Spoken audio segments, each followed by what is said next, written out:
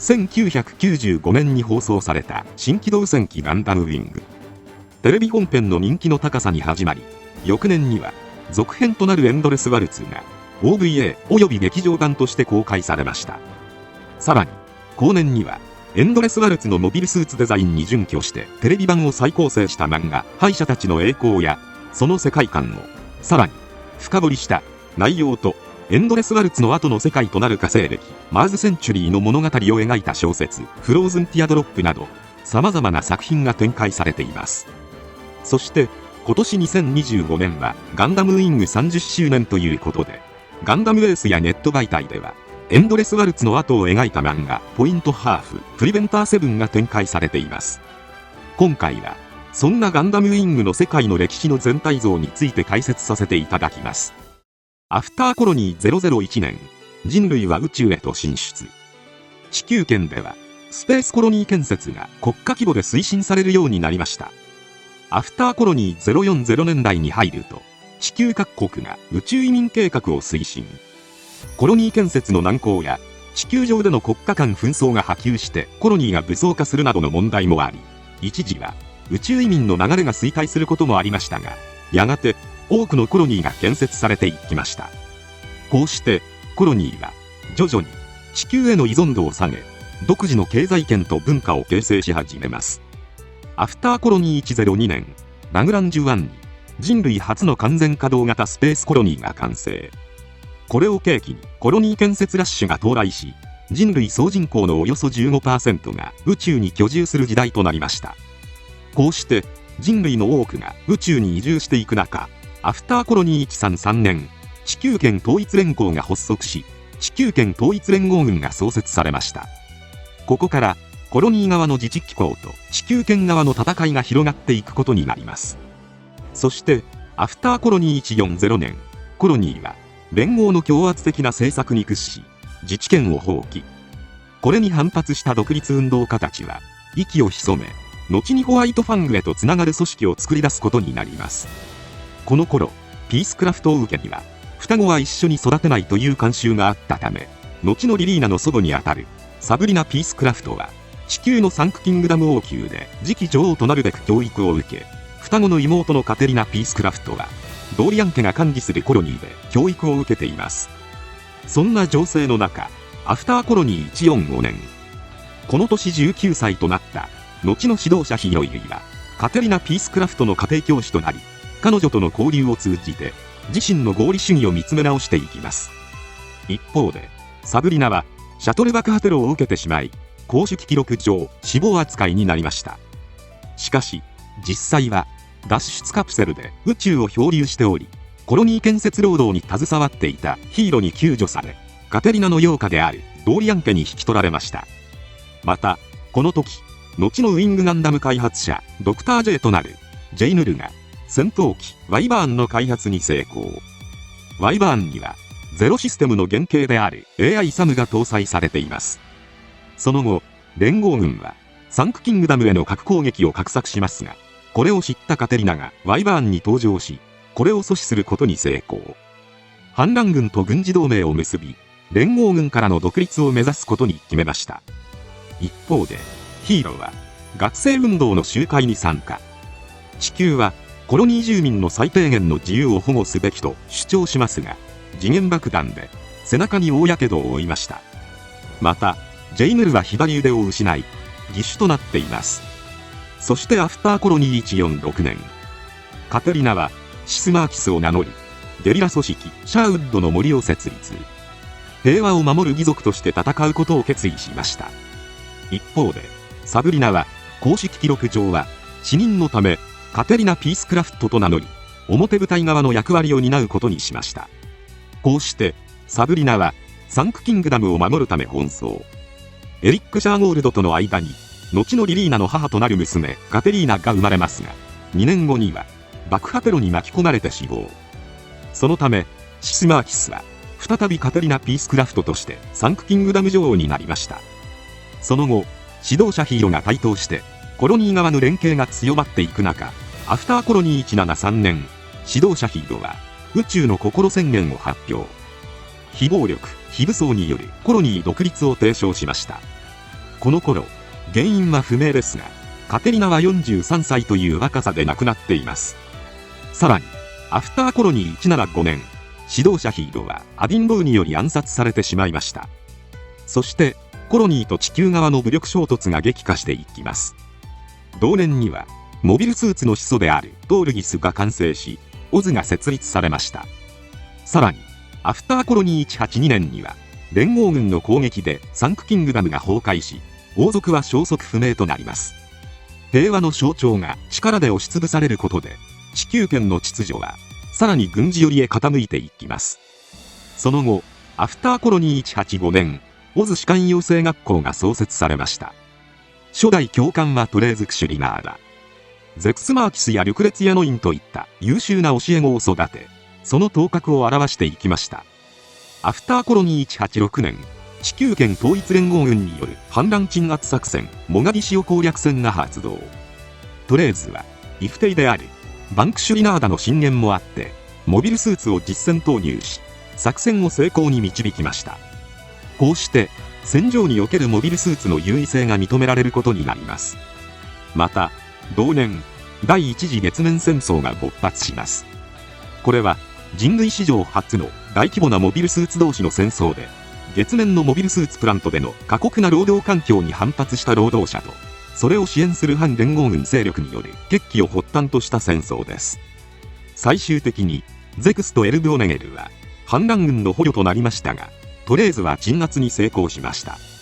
その後、ロームフェラ財団が、コロニーの支配を強化する目的で建造していた移動宇宙要塞バルジが完成。この時、バルジを設計したセイス・クラークと、その妻、アオイ・クラークは、反連合軍の奇襲により死亡。後にヒーローユイと呼ばれる少年は、実母だったアオイと養父のセイスを失い、ジップのアディンローに引き取られました。アフターコロニー187年、後に、デュオ・マックスウェルと呼ばれる少年はマックスウェル教会へ流れ着きます。また、この年、トレーズのイフテイバンと、母アンジェリーナ・クシュリナーダが爆破テロで死亡し、クシュリナーダ家の周辺でも大きな損失が生まれます。さらに、この年、L5 の廃棄コロニーが月面に落下するという情報を受けて、アディンが狩るプロトゼロ、ドライツバーツ装備、ロン一族のフーティエとメイランが狩る魔王、ロン・タウヤーが狩るトールギスシロン、エルブが狩るプロメテウス、ノインが狩るシェヘラザード、ゼクスが狩る利用語型、ネメアが出撃。この月面崩壊の危機を救っています。そこから1年後、反連合派クーデターと連合軍の衝突、マックスウェル教会の惨劇が発生。マックスウェル教会の全てを失ったデュオは、デュオ・マックスウェルを名乗るようになります。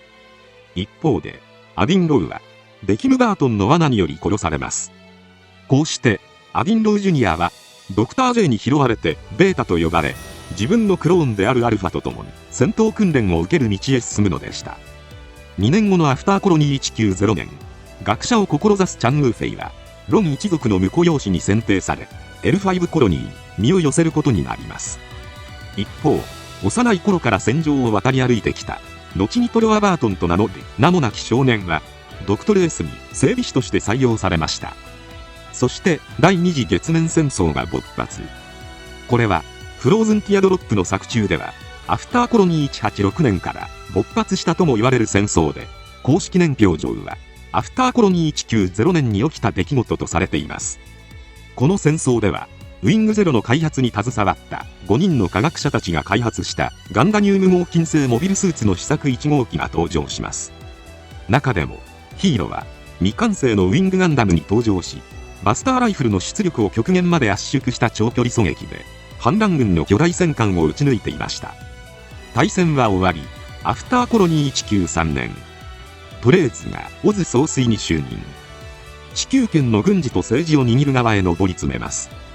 また、同年には、カトルはマグアナック隊と出会い、ウィマー家の立場とは別の価値観を得ていきます。翌年には、チャン・ウーフェイの妻、ロン・メイランが死亡。ウーフェイが、愛機をナタクと呼び、オペレーションメテオに参加することになります。また、ヒーロが、連合基地爆破任務でミスを犯し、その結果として、身近な少女を死なせてしまい、以後、感情を希薄化させるきっかけとなっています。こうして、時は、アフターコロニー195年、オペレーションメテオ用のガンダム5機が順次ロールアウトし、テレビ本編の物語が始まりました。地球圏統一連合の支配に反目し、連合軍の基地を侵攻していたガンダムたちでしたが、トレーズの策略によりヒーロは連合の和平派のシャトルを撃墜してしまいます。これをきっかけにオペレーションデイブレイクが発動。地球圏統一連合の解体が進められ、オズが地球圏を掌握しました。その後オズはコロニーを盾にしてガンダムに降伏を迫りました。ヒーロは自爆し、ガンダムのパイロットたちも息を潜める中、オズは怪獣策でコロニーを味方につけていったため、ガンダムのパイロットたちはコロニーからも人類の敵とみなされることになります。それでもそれぞれの思いを胸に戦うガンダムパイロットたち。そんな中、オズを支援するロームテラ財団は無人兵器モビルドールを用いて地球圏を支配しようと画策。人が戦うべきと考えるオズ総帥トレーズは財団と対立し、幽閉されてしまいました。さらにロームテラ財団は地球圏統一の障害となる完全平和主義を唱えるサンクキングダムを侵攻しました。リリーナは降伏しましたが、結果的にリリーナが財団内での発言力を高めていきます。こうしてリリーナのもとオズ世界国家が誕生しましたが、一方宇宙ではコロニーの武装勢力がホワイトファングを名乗って蜂起。指導者となったミリアルドはコロニー落としを実行しようと動きました。そこでトレーズが立ち上がり、再びオズの総帥として立ち向かいます。また同時にガンダムパイロットたちもこの戦争を止めるべくガンダムチームとして立ち向かうのでした。最終的にトレーズはウーフェイとの戦いで戦死。ゼクスはヒーロに敗北し、巨大戦艦リープラの地球への落下阻止に成功。こうしてアフターコロニー195年12月、イブ王と呼ばれるガンダムたちの戦いは終わり、地球圏統一国家が発足されました。その後エンドレスワルツまでの空白の1年は漫画ガンダムウィングバトルフィールド・オブ・パシフィストで描かれています。地球圏統一国家を樹立させた人類は大型兵器の破棄を決意し、地球と宇宙の平和社会を目指していましたが、裏を返せばこの機に軍事力を蓄えれば全てを掌握できるという状況でもありました。リリーナは外務次官として各勢力の監視や査察を行っていましたが、言葉だけの交渉では全ての武装破棄実現には至らず、ヒーローたちが裏で兵器排除を行っていました。そんな中、オズの無人プラントウルカヌスの調査を行います。ウルカヌスにはまだ300機以上のビルゴが残されており、武装勢力の手に渡れば新たな戦乱の火種になる危険性がありました。平和を訴えるパーフェクトピースピープルの策略によりウルカヌスは奪われますが、最終的にガンダムチームの活躍で阻止することに成功。しかしこの戦いで平和を信じられるからガンダムを捨てられると考えたウーフェイを除くガンダムパイロットたちはガンダムを破棄することに決めました。そしてアフターコロニー196年、エンドレスワルツの物語が繰り広げられます。バートン財団総帥ベキム・バートンはトレーズの維持、マリー・メイヤを旗印マリー・メイヤ軍を結成。リリーナを拉致し地球圏へ宣戦布告しました。ベキムは真のオペレーションメテオを行うべく X18999 コロニーの地球落下を目論みますが、ヒーローたちは阻止することに成功。しかしベキムはサーペント部隊を地球へ降下させ、ブリュッセル大統領府を占拠します。ゼクスたちとガンダムパイロットたちが敵を殺さないという信念で挑むも、追い詰められていく中、ウィングゼロが大統領府のシェルターを撃ち抜き、民衆も平和のために立ち上がったことで戦いは終わりました。そして残るガンダムも全て破壊され、その後の歴史の中でガンダムを含むモビルスーツという兵器の存在は二度とその姿を表すことはなかったと、モビルスーツは歴史から姿を消しました。しかし人類がいる限り戦争はなくなりません。アフターコロニー197年4月、サンクキングダムでリリーナ17歳の誕生日会が行われる中、テロリストが襲来。テロリストエピオンドテロスの首謀者であるビズヌフノイエンハイムが核爆弾を仕掛けました。この内容は漫画新機動戦記ガンダムウィングエピソード0に収録されたプリベンターサンクと呼ばれる物語で、小説フローズンティアドロップでも描かれていますが、今年30周年記念ということで漫画ポイントハーフプリベンター7として再構築されています。なお新作漫画ではテレビ終盤で大破したウィングガンダムが登場しており、モビルスーツは二度と登場しないことにデュオがツッコミを入れる様子が見られます。最終的に再び集まったガンダムパイロットたちにより核爆弾の解除には成功しますが、この解除によりパーフェクトピースプログラムが起動してしまいます。パーフェクトピースプログラムとは、平和を願うピースクラフト家の人間、つまりリリーナがセットと命じる、または安らかな死以外の方法で命を落とした時に発動するというプログラムです。これが起動すると、体内に医療マシンや火星用ナノマシンを持つ者は全員死ぬように仕組まれているため、万が一発動すれば約30億人もの人間の命が失われるという恐ろしい兵器でした。そこでリリーナはパーフェクトピースプログラムの発動を遅らせるため、星の王子様と呼ばれる冷凍カプセルで眠りにつくことにします。さらにパーフェクトピースプログラムの回避手段である安らかな死とは、ヒーロがリリーナを殺すことを指しており、リリーナが目覚めた後、唯一のパーフェクトピースプログラム発動回避手段になるべく、ヒーロもまた冷凍カプセルで眠りにつくのでした。そして物語は地球から火星へと舞台を移します。マーズセンチュリー暦元年、ノイエンハイムコンツェルンによって火星のパラテラフォーミングが完了。人類は火星に新たな歴史を刻み始めました。なお物語の流れから読み解く限り、おそらくマーズセンチュリー暦元年はアフターコロニー200年頃だと思われますが、正確にアフターコロニー暦何年になるのかは不明です。マーズセンチュリー元年当時、火星は地球圏統一国家が統治していました。そんな中、マーズセンチュリー0012デュオとヒルベは火星へ移住、ジャンク屋を始めます。またマーズセンチュリー0014にはウィナー家の資源衛星格納庫から第二次月面戦争で使われたガンダニウム合金製モビルスーツ試作1号機が解体された状態で発見されます。これを受けガンダム再開発計画が始まります。そしてプリベンターとして活動するウーフェイと接触したカトルはトロワと共に火星へ移住しました。なおこの年デュオは飲酒運転で事故を起こして凍死しかけていますが、トロワと共に火星へ移住したカスリンたちに救助されています。そしてマーズセンチュリー0017、火星連邦政府が自治権を獲得し、地球圏統一国家からの独立を宣言。ミリアルド・ピースクラフトが初代大統領に就任しました。一方でウーフェイがプリベンター火星支局北極間基地に一人で滞在を開始しました。4年の時が経ち、マーズセンチュリー0021、初代大統領のミリアルドが後にトロワフォボスと呼ばれる七死に暗殺される事件が起きました。これにより火星連邦政府とラナグリン共和国の間で火星南北戦争が激化します。同時期に地球圏統一国家ではドロシー・カタロニアが大統領に就任しました。そして翌年0022、リリーナが精神的に不完全な状態で覚醒させられ、火星連邦政府2代目大統領に就任しました。そのため万が一パーフェクトピースプログラムが発動すると人類がほぼ死滅する危険性があることから、ドロシーの命令でオペレーションミュートスが発動されます。これはオーロラ姫と呼ばれるヒーローコールドスリープから覚醒させてリリーナを殺させるというものです。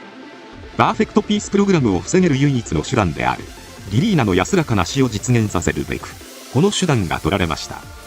こうして任務を受諾したヒーローとプリベンターたちはリリーナに賛同したカトリーヌの襲撃やラナグリン共和国のエピオンなどと交戦しつつ、火星連邦政府大統領官邸でリリーナと再会しました。その時ラナグリン共和国の移動要塞バベルが侵攻を開始したということが判明。プリベンターたちは火星連邦政府に協力し、ラナグリン共和国と戦いを繰り広げます。ガンダムたちがバンクシュリナーダのクローンが狩るブラックウィングなどと交戦する中、要塞バベルの砲撃で大勢の民衆が殺されていきます。それを受けリリーナはラナグリン共和国に投降。リリーナは軍事法廷で戦犯として死刑判決が下され、ヒーロに殺されました。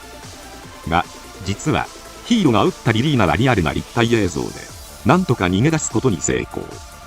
ヒーロがスノーホワイトに登場し、ラナグリン共和国のゼツスマーキス上級特佐が狩るガンダムエピオンとの戦いを制したことで火星南北戦争は終結しました。また全ての元凶であるギズムフを捕らえたことでパーフェクトピースプログラムの解除コードの入手に成功し、リリーナを殺さずにプログラムの発動の回避に成功します。実は、火星初代大統領のミリアルドの正体はディズヌフで、ディズヌフは自分が殺されたと見せかけており、ラナグリン共和国に AI であるゼクスとバンのクローンを送り込んで戦争を起こさせて、軍事利益を得ることを目論んでいたのでした。その後、デュオ改めファザー・マックスウェルが大統領に就任。リリーナは大統領ではない自由の身となり、ヒーロがプロポーズの手紙を渡したところで、フローズンティアドロップの物語が幕を閉じました。ということで以上、ガンダムウィングの世界の歴史紹介でした。